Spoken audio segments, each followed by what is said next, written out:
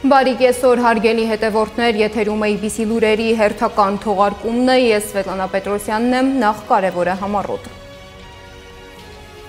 Բաքվի դատարանը մերժել է Ռուբեն Վարդանյանի թարգմանիչին բացառք հայտնելու միջնորդությունը, որն է բացառք հայտնելու պատճառը։ Համախմբման և չկոտրվելու կոչեր դատարանում, Վարդան Ղուկասյանի գործով վկաները հակադարձել են դատախազին։ Հայտնի է Հայաստանի քաղաքասարակության Բաքու այցի ժամկետը, ինչ փակագծեր է բացել ադրբեջանցի փորձագետը։ Նոր հնարավորություններ և կնքվող գործարքներ, ինչ է քննարկել Թրամփը Սպիտակ տանը Սաուդյան Արաբիայի թագաժառանգի հետ։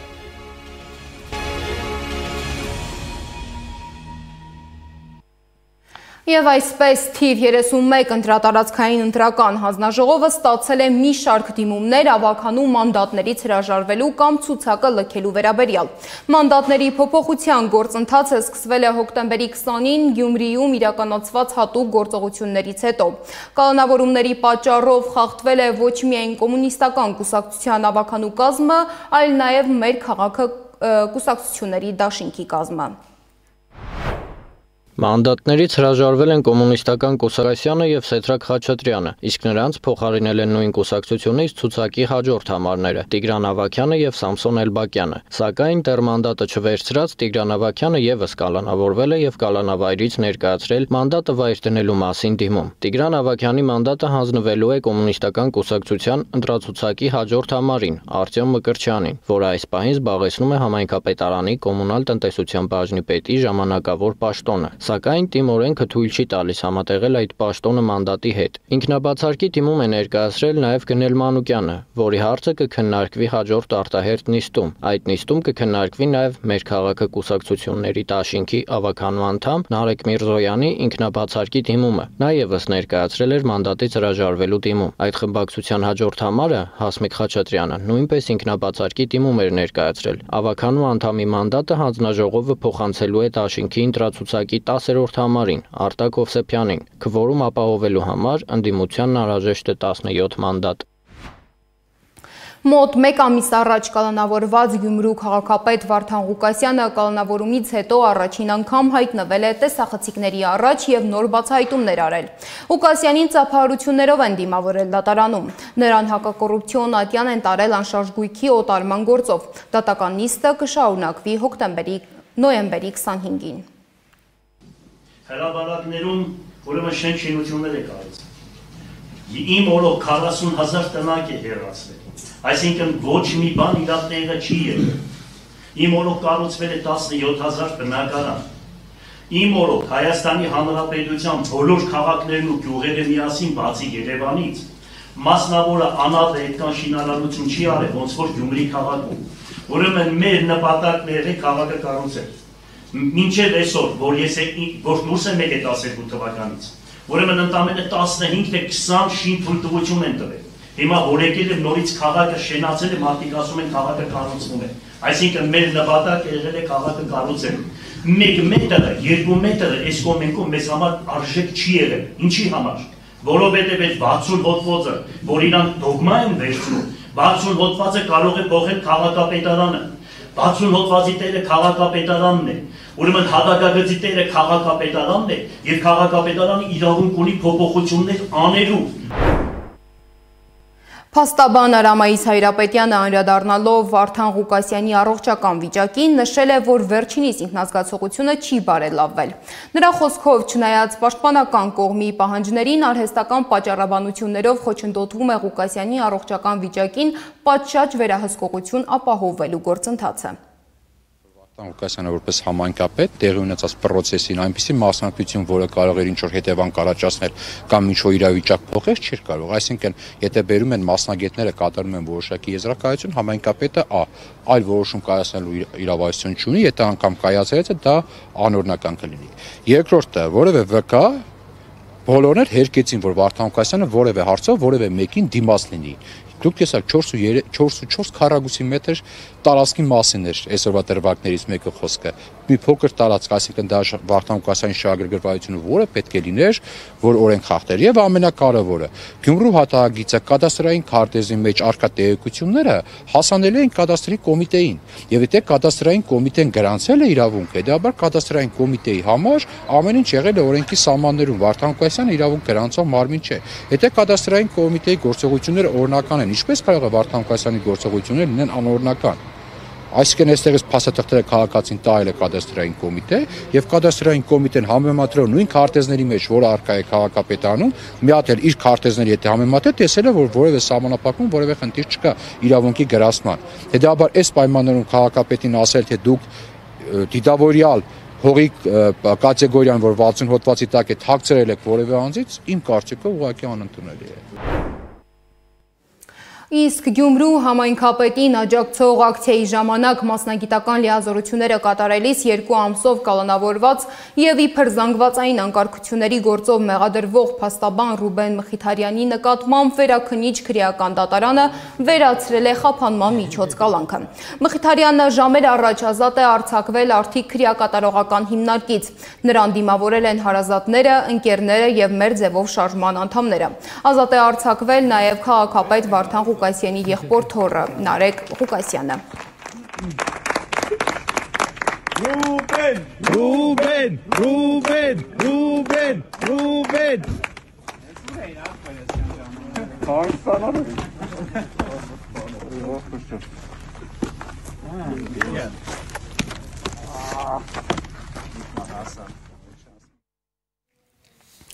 Իշխանության թիրախում են նաև բուհերի դասախոսները։ Պարզվում է գրատախտակին գրված բառը, դասապրոցեսին վերաբերող մեջբերում անելը, գրառումը, երկրին ու պետությանը սպառնացող վտանգների մասին խոսելը մեր օրերում դառնում է պատճառ համալսարանից հեռացվելու։ Մայր բուհից հետո հերթը Բրյուսովի անվան պետական համալսարանինն է։ Թիրախում հայտնված դասախոսների ու աշխատակիցների հետ զրուցել է իմ գործընկեր Անի Աբաղյանը։ Բրյուսովի համալսարանից 100 աշխատակից են հեռացրել ռեկտոր Դավիթ Գյուրջինյանի օրոք։ Հեռացվածների շարքում են պրոռեկտոր, դոկտոր պրոֆեսոր, պայմանագրային դասախոսներ, ադմինիստրատիվ աշխատանք կատարողներ։ Բրյուսովի անվան պետական համալսարանից հեռացված պրոռեկտոր Ցոլակ Ակոպյանն է հայտնում, ինչու են դասախոսներին հեռացնում բուհից կամ չեն շարունակում պայմանագրեր ստորագրել։ Բուհից դասախոսները հեռացվում են այլախոհության, սկզբունք ունենալու, սեփական կարծիքն ասելու համար, փաստում են դասախոսները։ Ամեն ինչ անում էին, որ փորձեին ազատվեին րոպե առաջ, որտեղ իրենց համար սկզբունքային աշխատող փաստացի պետք չի, դա վստահ եմ ասում։ Եվ այսօրվա Հայաստանում նաև սկզբունքային աշխատողները որևէ տեղ չունեն։ Հատկապես իհարկե պետական հաստատություններում դա ակնհայտ է, դա փաստ է, դրա մասին են վկայում բազմաթիվ ազատումները տարբեր ուղղություններով, տարբեր ճանապարհներով։ Բուհում աշակերտներին առաջարկում են թեզերի, հետազոտությունների թեմաներ, որոնք խորթ են նրանց։ Հայանպաստ մտածելակերպի զարգացմանը չեն նպաստում, ասում է Ցոլակ Ակոպյանը։ Նրան տեղեկություններն ուսանողներն են փոխանցում, որ մտահոգված են բուհի ճակատագրով։ Այն միջավայրը, որը սրտ տիրում է բուհերին,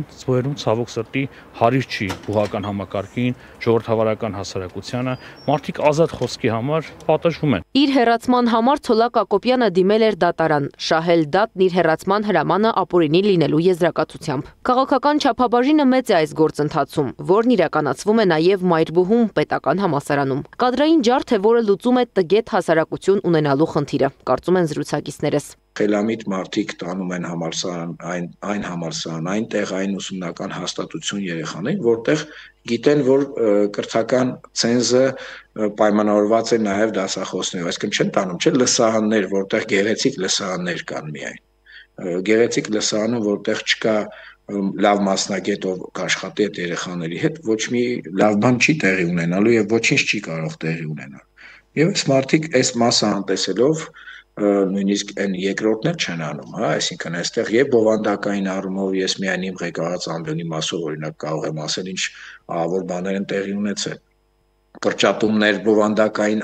անգրագետ ուղղակի բովանդակային նաև փոփոխություններ։ Համալսարանի աշխատակազմը մի քանի անգամ բաց նամակներ է տարածել լրատվամիջոցների միջոցով, ուշադրություն հրավիրելով բուհի ներսում կատարվող նրանց որակմամբ խայտառակությանը։ Հերթական նամակում աշխատակիցները նշում են, որ համալսարանը վերջին տարիներին վերածվել է ոչ թե գիտելիքի, այլ գործազրկություն եւ նվաստացում արտադրող կառույցի, որտեղ իշխանությունը բռնազավթված գյուրջինյանական կլանը վարել է իսկական բռնապետական քաղաքականություն։ 100-ից ավելի աշխատակիցներ բազմամյա փորձով, հեղինակությամբ ու նվիրումով ապօրինաբար հեռացվել են աշխատանքից։ Այդ մաքրման հիմնական գործիքը եղել է պրոռեկտոր Գևորգ Հակոբյանը, Գյուրջինյանի ամենահավատարիմ վիշիբալան։ Նա իր աշխատասենյակում հերթով կանչում էր մարդկանց, սկզբում համոզելով, հետո բացահայտ սպառնալով, խաբեությամբ ու շանտաժ անելով։ Նրա մեթոդները պարզ էին՝ կամ կհեռանաս քո կամքով, քո դիմումի համաձայն, կամ կհեռացնենք այնպես, որ Հայաստանում այլևս աշխատանք չգտնես։ Նրանք, ովքեր դեռ չեն ենթարկվում այդ սադրանքներին, ենթարկվում են աշխատանքային հետապնդման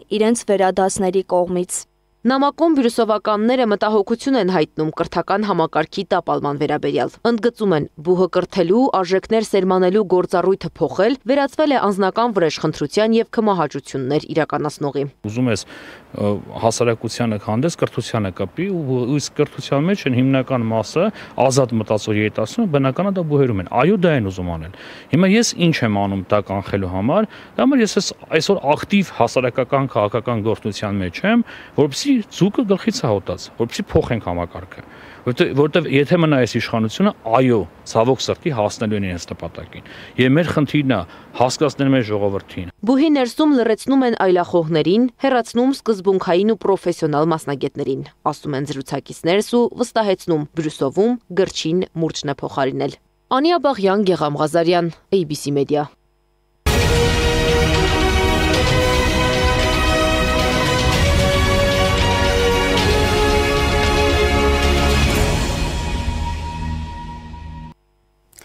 Առաջիկա 6 ամսվա ընթացքում Ադրբեջանի քաղաքացիական հասարակության ներկայացուցիչները կայցելեն Հայաստան, հայտարարել է Հարավային Կովկասի ուսումնասիրությունների կենտրոնի նախագահ Ֆարհադ Մամեդովը։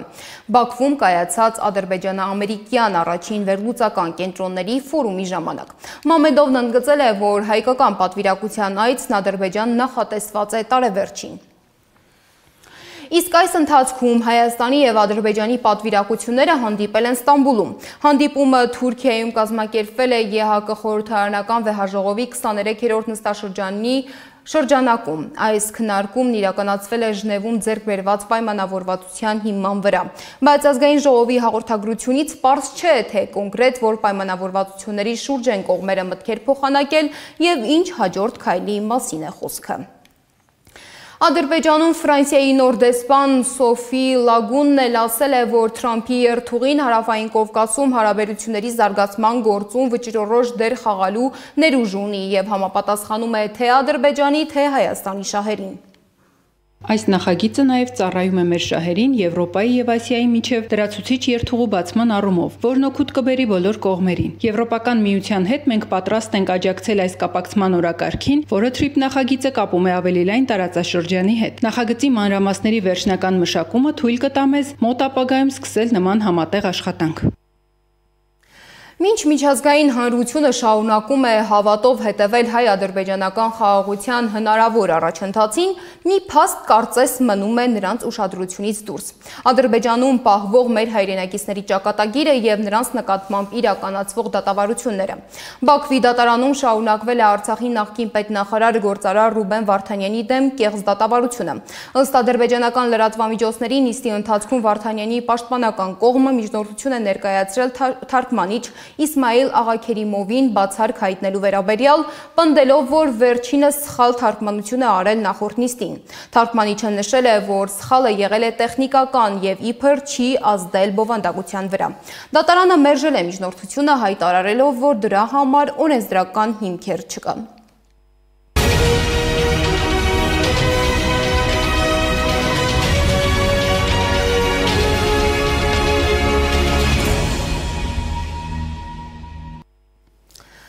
Իսրայելի ռազմաօդային ուժերը հարվածել են Լիբանանի հարավային Սաիդա քաղաքում գտնվող պաղեստինցի փախստականների ճամբարին։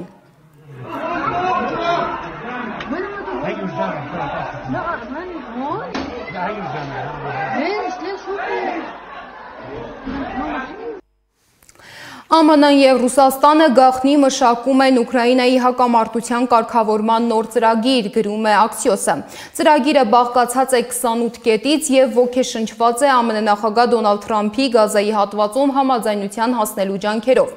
Դրա բովանդակությունը կարելի է բաժանել 4 կատեգորիայի՝ խաղաղություն Ուկրաինայում, անվտանգության երաշխիքներ, անվտանգություն Եվրոպայում և Վաշինգտոնի ապագա հարաբերություններ Մոսկվայի և Կիևի հետ։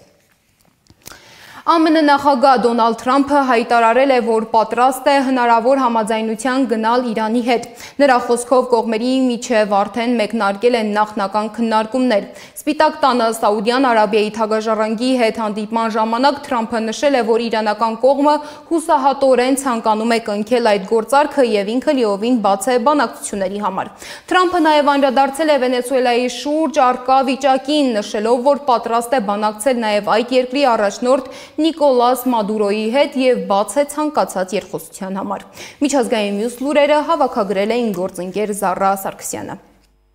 Ուկրաինայի նախագահ Վլադիմիր Զելենսկին այսօր մեկնել է Թուրքիա պատերազմը դադարեցնելու բանակցություններն ինտենսիվացնելու համար։ Մենք մշակել ենք լուծումներ, որոնք առաջարկենք մեր գործընկերներին։ Պատերազմը դադարեցնելու համար ամեն ինչ անելն Ուկրաինայի գերակա խնդիրն է։ Մեկնելուց առաջ գրել է նա Թելեգրամյան իր ալիքում։ Հաղորդվում է, որ Թուրքիա կայցելի նաև ԱՄՆ հատուկ բանագնաց Սթիվ Ուիթքոֆը Զելենսկիի հետ քննարկելու բանակցությունների վերսկսումը։ Փոխադարձ մեղադրանքներ Ռուսաստանի և Լեհաստանի միջև։ Նախորդին լեհական իշխանություններն Ուկրաինայի հետ սահման տանող երկաթուղու վրա տեղի ունեցած երկու միջադեպի համար մեղադրել են Ռուսաստանի հատուկ ծառայություններին։ Լեհաստանի վարչապետը հայտարարել է, որ այդ դիվերսիան իրականացրել են երկու ուկրաինացիներ, որոնք համագործակցել են ռուսական հետախուզական ծառայությունների հետ։ Մեղադրանքին արձագանքել է Ռուսաստանի նախագահի խոսնակը։ Պեսկովն ուշագրավ է համարել այն փաստը, որ Լեհաստանում երկաթուղային դիվերսիայի մեջ կրկին ներգրավված են ուկրաինացիները։ Կրեմլում չեն զարմանում, որ Լեհաստանի առաջին քայլը Ռուսաստանի մեղադրելն էր, ասել է նա։ Իրանը պայքարում է երաշտի դեմ արհեստական անձրևներով, մասնավորապես երկրի իշխանությունները երաշտի ֆոնին սկսել են քիմիական մեթոդներ կիրառել արհեստականորեն անձրև առաջացնելու համար։ Արհեստական անձրևը ենթադրում է ինքնաթիռներից կամ ցամաքից քիմիական նյութերի, արծաթի կամ կալիումի յոդիդի ցանքս ամպերի մեջ։ Դա արագացնում է ջրային գոլորշու խտացումը և հետագա տեղումները։ Այս գործընթացն իրականացվել է շաբաթ օրը Ուրմիա աղի լճի ավազանում։ Ուրմիան Իրանի ամենամեծ լիճն էր, բայց այն զգալիորեն չորացել է բազմամյա երաշտի հետևանքով։ Քրիստոսի արյունով լի սրվակն առաջին անգամ իտալական Լաուրոյի Սուրբ Փրկչի եկեղեցի է բերվել։ Սրվակը դարեր շարունակ պահվել է Մանտովայի Սուրբ Անդրեա եկեղեցում և երբեք այնտեղից դուրս չի բերվել։ Դուբայում անօդաչու թռչող տաքսիներ կարող են հայտնվել արդեն 2026 թվականին։ Հաղորդվում է, որ Ջոբի ընկերությունը բարեհաջող փորձարկումներ է անցկացրել։ Տաքսին ամենագնացի չափերի 4 տեղանոց պարկուճ է, որը կարող է զարգացնել մինչև 320 կմ/ժ արագություն։ Մշակումը տևել է 16 տարի։ Տոկիոյում էլ Սանտա Կլաուսների շքերթ է անցկացվել։ Այն բարեգործական միջոցառում է, որը նվիրված է ծանր հիվանդ երեխաներին։ Զառա Սարգսյան, Նոնա Գևորգյան, ABC Media։ Սպիտակ տանը Սաուդյան Արաբիայի արքայազնի պատվին կազմակերպված ընթրիքին մասնակցել է նաև ֆուտբոլիստ Կրիստիանո Ռոնալդոն։ Որդիս բարոնը Ռոնալդոյի մեծ երկրպագու է, հանդիպեց նրան և հիմա ինձ ավելի է հարգում, ասել է Թրամփը։